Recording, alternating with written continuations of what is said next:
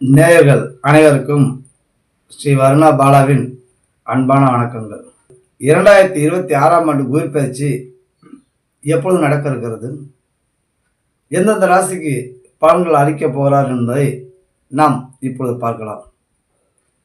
2026ஆம் ஆண்டு தமிழ் பிராபவ வருடம் வைகாசி மாதம் 12ஆம் தேதி செவ்வாய்க்கிழமை பகல் 11:08 கடகராசி புனர்பூச நட்சத்திரம் 4ஆம் பாதத்திலிருந்து குரு பகவான் வாக்கிய பஞ்சாங்கப்படி பயிற்சி ஆகிறார்.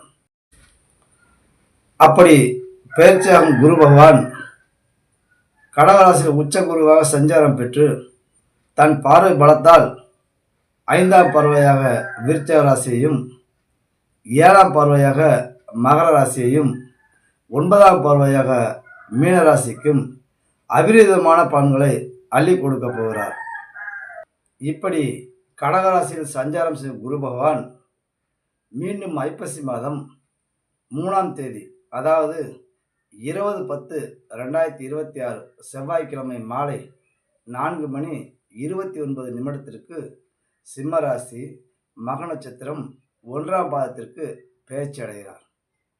வணக்கம், வாழ்த்துக்கள், வாழ்க வளமுடன்.